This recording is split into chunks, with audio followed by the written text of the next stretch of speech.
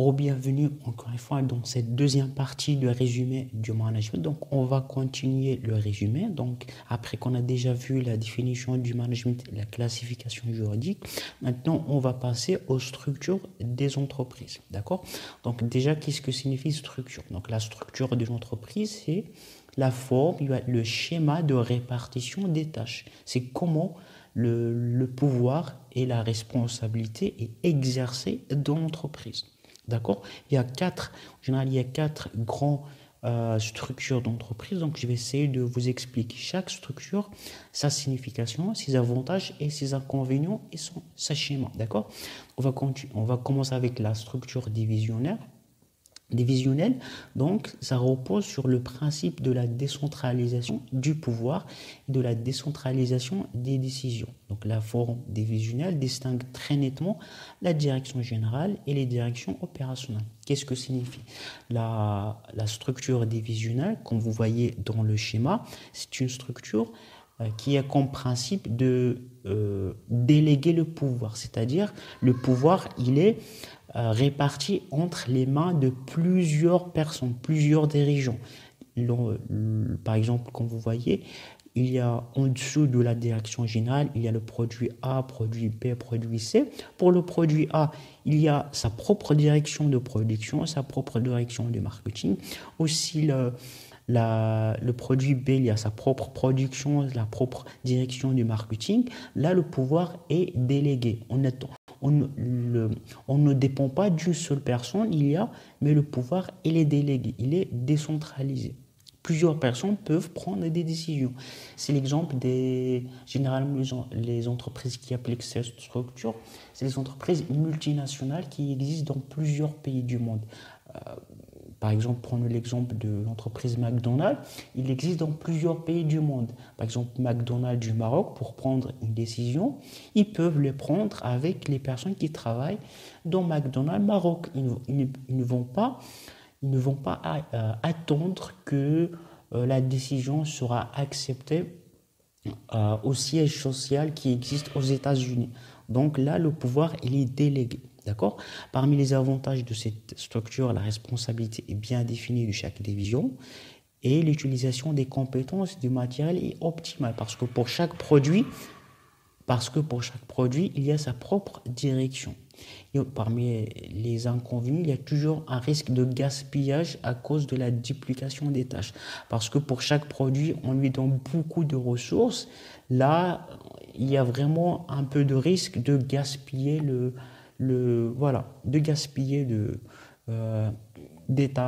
d'argent. Voilà. La deuxième structure, c'est la structure matricielle. Donc, la structure matricielle repose sur le principe de dualité de commandement. Il combine le découpage par fonction et par division. Donc chaque individu, chaque employé ayant deux supérieurs. Le découpage des activités se fait selon deux critères, par fonction et par produit. Donc comme vous voyez dans le schéma, la direction générale, en dessous de la direction générale, il y a les produits A, produits B, produits C, produits 1, 2, 3. Et à droite, il y a la production, finance et les directions. Là, on combine les fonctions et les produits. C'est le contraire de la structure divisionnelle. Chaque produit, il a sa propre direction. Par contre, là, chaque direction s'occupe de plusieurs produits. Quand vous voyez la différence, là, la structure matricielle, par exemple, il y a une seule direction de production d'entreprise. Il s'occupe de produire produit 1, produit 2, produit 3, produit 4, etc. Par contre, dans la structure divisionnelle, pour chaque produit, il a sa propre direction de production, sa propre direction marketing, sa propre direction RH, etc. Là, c'est le contraire. D'accord?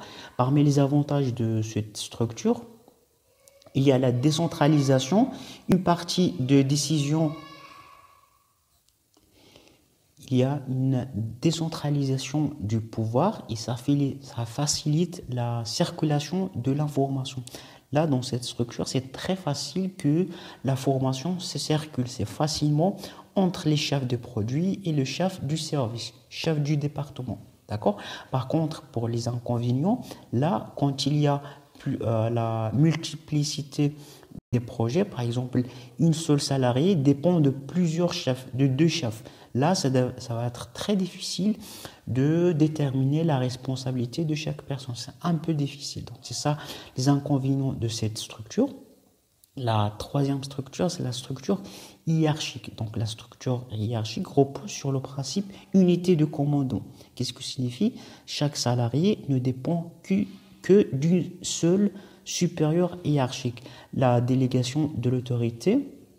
Donc là, il y a le principe de la responsabilité absolue, c'est-à-dire que la responsabilité, il existe dans la main d'un seul chef.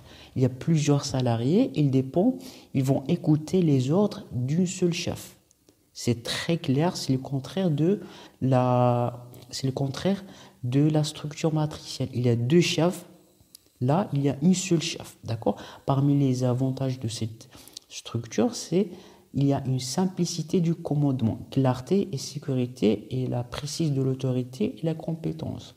Là, c'est très facile de déterminer la responsabilité de chaque personne parce que c'est très clair, c'est très visible.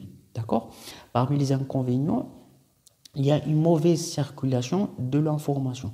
Pourquoi? Parce que pour une personne qui travaille dans l'atelier, son chef, c'est le directeur d'usine. S'il a quelque chose à dire s'il a quelque chose, il doit dire au directeur de l'usine, le directeur de l'usine, il doit dire aux directions techniques, le directeur technique, il doit dire aux directions générales. Donc là, ça prend beaucoup du temps. La circulation de l'information est très lente. D'accord? La quatrième structure, c'est la structure fonctionnelle. Donc là, ça repose sur le principe de division fonctionnelle de l'autorité et la pluralité du commandement. Tous les salariés dépendent de plusieurs chefs, chacun n'ayant autorité que de son domaine de compétence. Là, c'est un peu le mélange. Comme vous voyez, il y a le produit A, produit B, produit C. Chaque direction, c'est un peu mélangé. C'est-à-dire que une personne peut prendre des décisions, des ordres dans plusieurs chefs. Mais parmi les avantages de cette structure, il y a la spécialisation. C'est-à-dire que chaque salarié fait une tâche où il est le plus compétent par rapport aux autres. D'une direction à une autre, il y a le partage des connaissances. Mais parmi les inconvénients de cette structure, c'est qu'il est toujours difficile de coordonner. Et c'est difficile de déterminer quelle est la responsabilité de chaque personne. D'accord? Pour l'environnement d'entreprise, donc on voyait dans le schéma, il y a quatre grands types d'environnement. Il y a l'environnement socio-économique, il y a l'environnement institutionnel, l'environnement culturel, l'environnement technologique. Donc voilà, donc l'environnement socio-économique, là, il y a la variation économique, l'évolution du pouvoir d'achat. C'est un environnement socio-économique qui concerne tout ce qui est en relation avec le client, avec le pouvoir d'achat, avec la politique économique, tout ce qui est social et économique. Et aussi tout ce qui est en relation avec ça. Pour tout ce qui est institutionnel, c'est-à-dire les lois, tout ce qui est politique, tout ce en ce qui concerne des choses, en ce qui concerne la législation, ça veut dire tout ce qui est en relation avec l'État ou bien la politique. Par exemple, là, il y a le SMIC.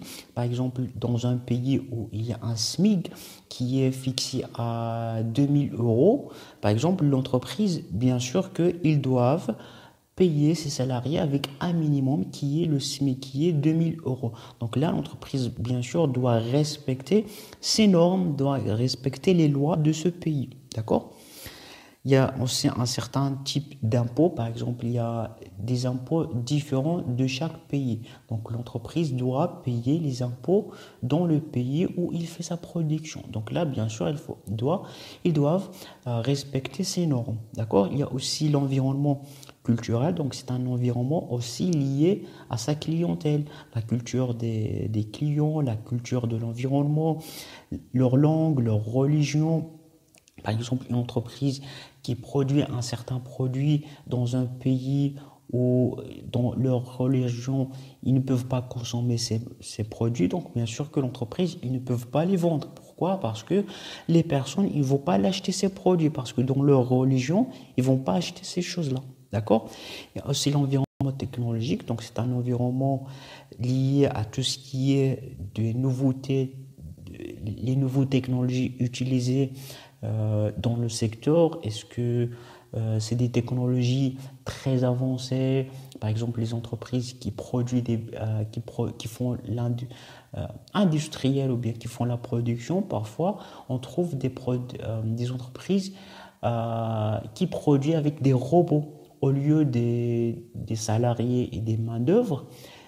Les robots, il leur revient moins cher et ils peuvent produire des unités très rapidement et avec une grande quantité. Donc là aussi, l'entreprise peut faire, doit faire attention à tout son environnement, bien sûr, tout ça pour être toujours en concurrence et puisse produire un produit qui satisfait le mieux euh, les besoins des consommateurs. Donc, c'est ça la deuxième partie du résumé du management. Donc, on se retrouve dans la troisième partie pour voir les autres parties.